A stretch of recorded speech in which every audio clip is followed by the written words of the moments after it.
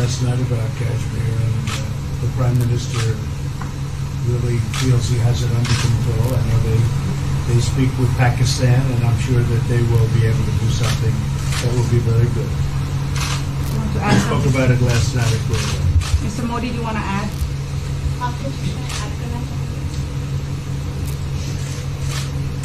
भारत और पाकिस्तान के बीच कई बायलैटरल इश्यूज हैं और पाकिस्तान के प्रधानमंत्री के चुनाव के बाद जब मैंने उनको टेलीफोन किया था तब मैंने उनसे कहा है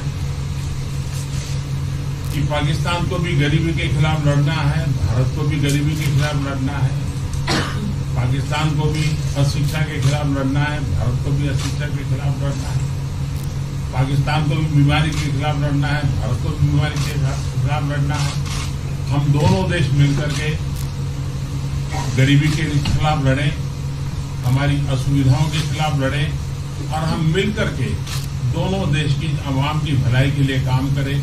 ये संदेश मैंने पाकिस्तान के प्रधानमंत्री जी को भी दिया है और राष्ट्रपति ट्रंप से भी हमेशा हमारे बायलैटरल संबंधों के संबंध में बात होती रहती है।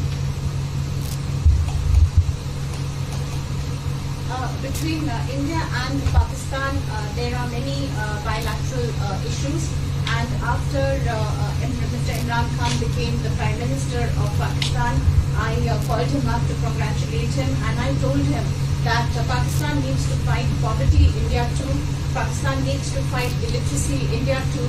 Pakistan needs to fight disease, India too. And so together, let us join our forces to fight poverty and all the ills that are facing our two countries. Let us work together for the welfare of the people of our two countries.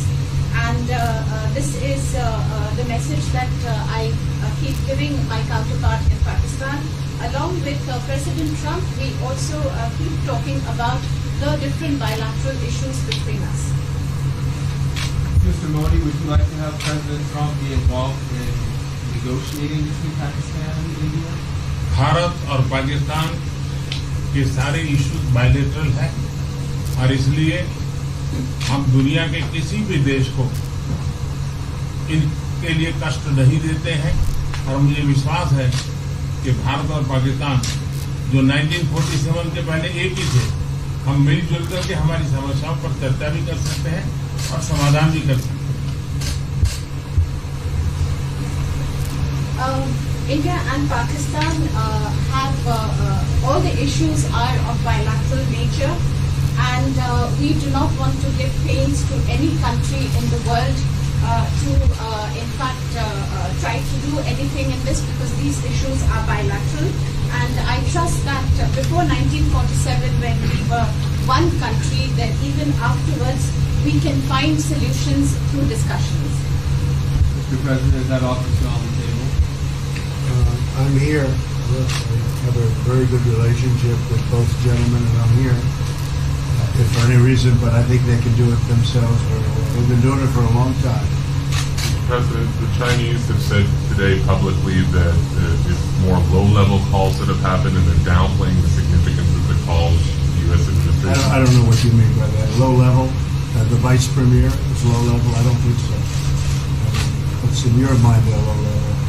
What is the position of the gentleman that was quoted in the newspaper today? Right. Well, the Vice Premier, Leo, came out with very significant statements, and we've been communicating through intermediaries back and forth with him. That's the Vice Premier of China. Yes, sir, I understand. That's not low level. I understand, I agree. I was just, there was a statement that the spokesman for the Foreign Ministry, for instance, said they weren't aware of the calls happening. I don't know about his There's been communication at the highest level. Thank you, Mr. At President. the highest level. Can you clarify the calls? No, I don't want to. We don't want to go into. We don't want to go into. Hey, look, in the meantime, our country is doing great. We're doing great. The Prime Minister just congratulated me. Everybody that's met has congratulated us on the job we're doing in the United States with our economy. Our economy is phenomenal, best it's ever been. And that's despite the trade deals. And when the trade deals get done, like we did with Japan yesterday, we did a really big, tremendous trade deal with Japan. And we have others coming. We're negotiating now in earnest with the European Union because they want to do that. They want to do that. and I do too. So when we get these deals done, our country will be transformed. I mean, it'll be monetarily transformed. It's such a difference between the horrible, horrible one-sided deals that we had in the past. And frankly, past administrations should be ashamed of themselves for allowing that. But we have many of them. One of them is the USMCA, Mexico-Canada. And hopefully that'll get voted on very quickly. Everybody wants it to happen, so hopefully we can make that a bipartisan bill. But we have many trade deals that are doing very well, and including China. And I think it was necessary to go through this, you would say a rough patch, but I'd say maybe much more than a rough patch. But that's okay, because we've been paid billions and billions of dollars. And you know that prices haven't gone up, and there's been no inflation. And we've put a lot of money in the Treasury, and tens of billions of dollars. And I've given a lot of it to the farmers that were hurt. I've been able to give a lot of money, compliments of China, to the farmers that were hurt, because we gave them 16 billion and we gave them 12 billion the year before. That made them whole. That was the amount of money that China didn't invest in to our farmers, give to our farmers. So the farmers have been amazing, but they're very happy with the job we're doing. But eventually they're going to be the biggest, or one of the biggest beneficiaries. Okay? Mr. President, did you attend the climate session? Say it? Did you make it to the climate session? Were there any conclusions that you took away I'm from it? going to. In fact, it's going to be our next session. So we haven't had it. Do you have a message that you would like to deliver to? No, I want clean air and clean water. And we're right now having the cleanest air and cleanest water on the planet. But that's what I want. I want absolutely clean air and clean water. Mr. President, just briefly back on China, we saw the comments from you about wanting calm. Calm. Calm, exactly. Just wondering if you could clarify what you meant about call. Was that with lighthearted? I don't want to talk about calls. We've had calls. We've had calls at the highest levels. But I don't want to talk about that. But the vice chairman put out a statement last night that was a statement and saying that he wants to make a deal and he wants calm. And I think it's a very good word to use, calm. It's not a word that I use that often, but it's a good word to use. And I think it's one of the reasons that's a great country. I mean, they understand. I think that message also helps with respect to Hong Kong. I really do. I think it makes it easier for Hong Kong to do something. And I think that President Xi will do something with Hong Kong. I really think that message is a good message with respect to what the ultimate outcome is in Hong Kong. Very, very positive message. And we appreciated it. We appreciated it. What else? Anything else? Mr. President, what are your latest thoughts on your threat on pulling out of the WTO? And if you do, can I also ask Mr. President Modi what your response to that in terms of how it affect India's trade strategy? Well, we haven't been happy with the WTO, but now we're winning cases. We won the big Airbus cases, you know. It's a tremendous case. I mean, it's billions of dollars. That was a very recent victory, and we're winning cases now. And we're being treated more fairly now in the WTO, which we appreciate. मुझे लगता है कि हम दोनों को बात कीजिए, हम दोनों बात करते रहेंगे, जब जरूरत पड़ेगी आप लोगों को जरूर जानकारी पहुंचाएंगे. He actually speaks very good English. We just don't want to talk about it. I feel that you should let us discuss these things, and when we feel need, we will communicate to you. Mr. President, Russia has just recently said they have no intention of asking to be readmitted to the G7. However, No, I wouldn't expect they'd ask, because why would he's a proud man. He's done a real job, and why would he ask? No, it's something we discussed, and it's under discussion now. No votes or anything, but I would be inclined to say yes, and so would others, and some probably wouldn't be, but it's just a discussion. No, I would think that he wouldn't do that because he's a proud man. He wouldn't ask, but if something would happen, he would be asked, and I'm sure he would say yes to that. do you have any indication from them that they would accept? No, I think it was a very good discussion. It was the initial discussion, but it was a very good discussion. But I think it would be appropriate. I think it would be good for Russia.